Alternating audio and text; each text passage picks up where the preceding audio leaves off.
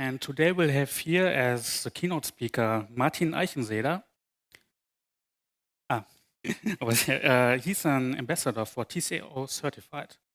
He has more than 20 years of hands-on experience in product design, manufacturing, testing, auditing, and of course, certification.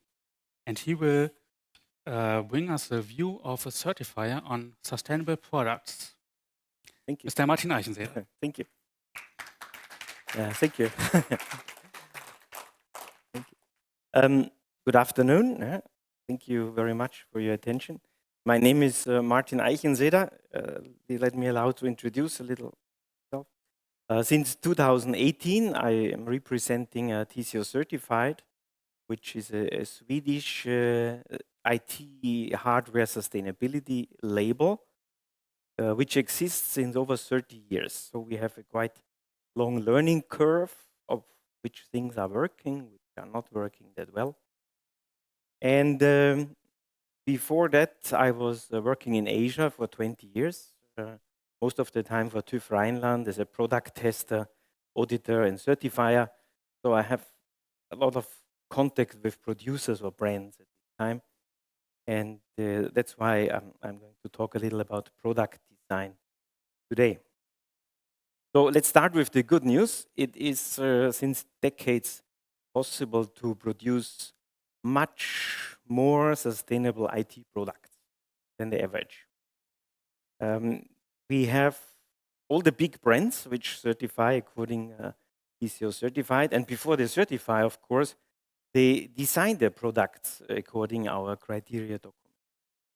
And but just to have a good standard and somebody produce good products does not drive a sustainability impact. It is when people buy these products instead of other products. Only then you have a sustainability impact. And of course, we know what is more sustainable than a sustainable produced product is not to buy a product at all. Right? And this is something where the linear economy need to find solutions. Because if I keep my product longer by a used product, but mainly keeping it longer and using it longer, I have a huge impact on both sources and on product carbon footprint. So we are currently having active 3,000 certified products. So that's the good news. Is this a lot? It depends. I think the main driver of sustainability is definitely Europe. The past months have shown us very clear which countries do not have that much focus on sustainability.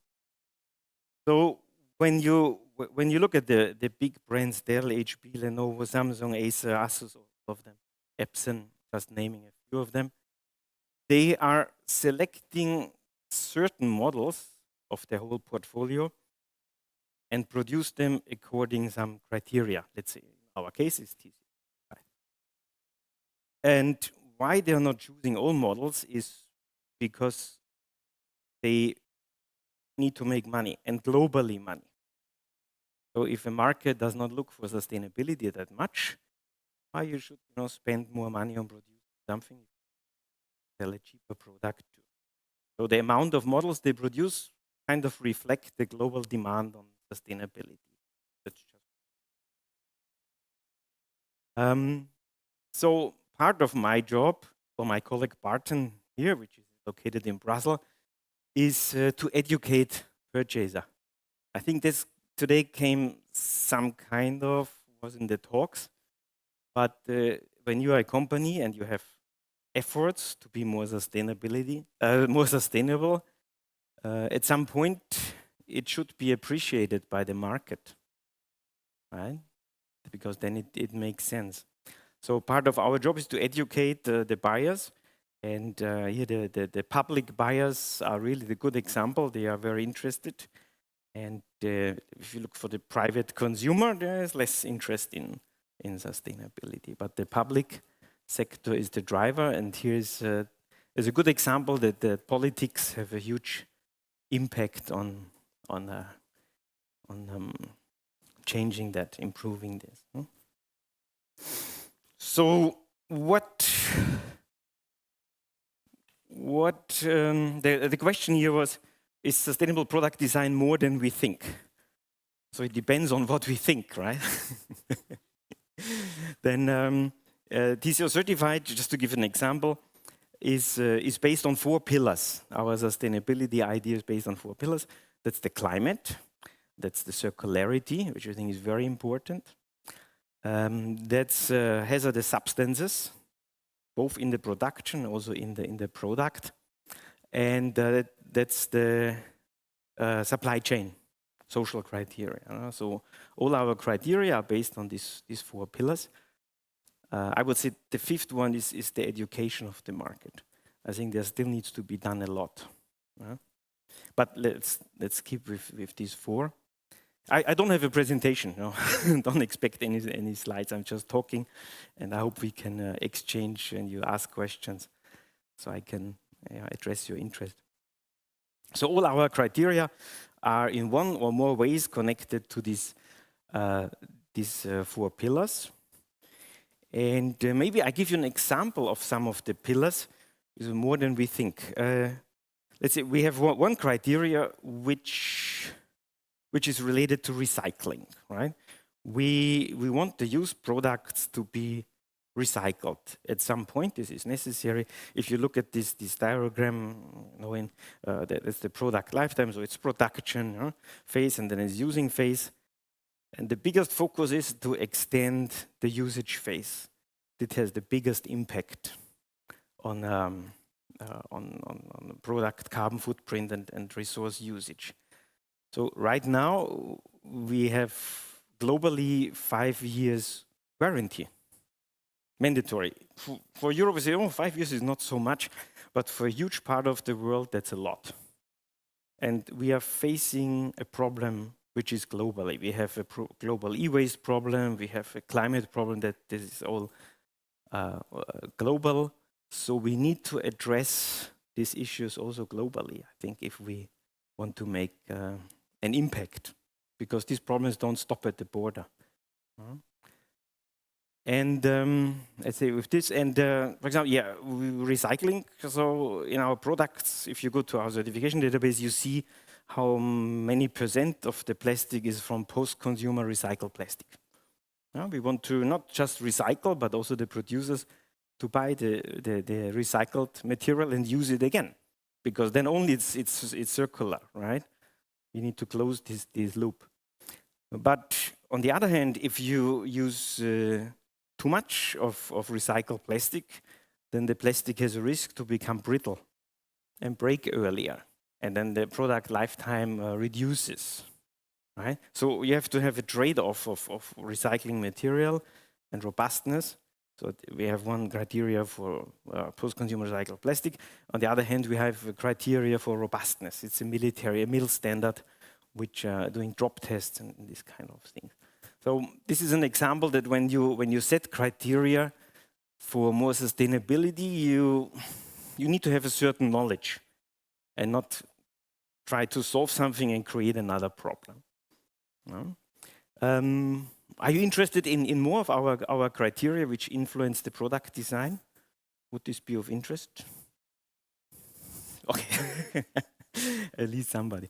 What else? We have a new generation of our standard or criteria document every 3 years, because things are really developing very fast. New problems pop up, which a few years ago nobody think about, and also new solutions pop up. So when a new solution pops up, then we ask the industry to use it.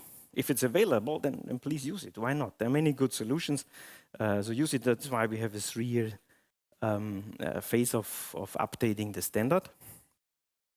And we are communicating with the industry this already 2 years before the new generation comes in place.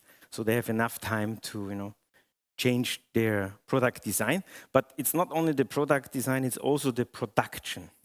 So like choosing suppliers, choosing sub-suppliers. This is related. It's not just the product, it's also the production or the sourcing process. So in the last version, which was launched on December 4 last year, for example, we have in the production, like in the OEMs, they must use at least 15% of renewable energy. 15% is possible for them, a little challenging, but they manage. And then we have a roadmap over the next 12 years. So in the next generation, this 15% will, for example, raise to 30%. So we make demands, but we also give them time to adjust. Right? So this is the strategy. And I think this is the advantage of a certification or a label and its requirements, that it creates a fair competition among the producers and a comparability. When you're a buyer and you need to choose a product, you need to be able to compare them, right? If one product is very good in this area, another product is very good in this area, so which one, do you say it's better? Right? So we create a platform of minimum criteria which everybody has to fulfill. And this also creates fair competition among them. This clear. I think this is the advantage of a label. Which other criteria did I choose to talk about? Here. Oh, repairability index. I think everybody of you have heard of repairability index, right? Which came up now.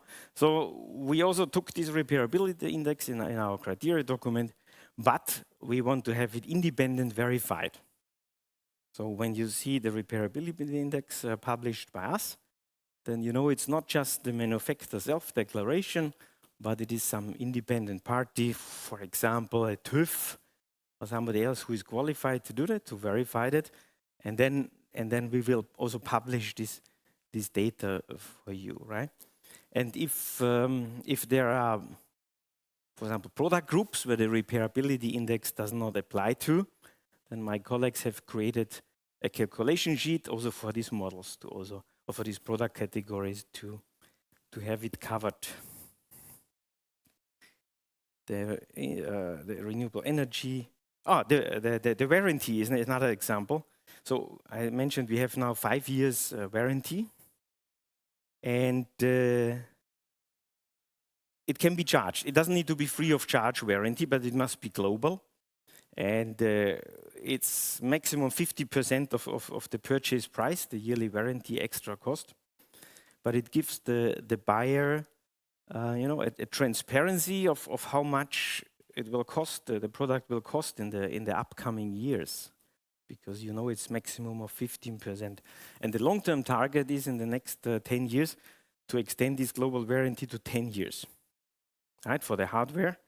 And we also influence the product design regarding the software part, because you can have a hardware which is very good, which still works after 6 years, but then you don't get any software updates, no drivers, no operating system.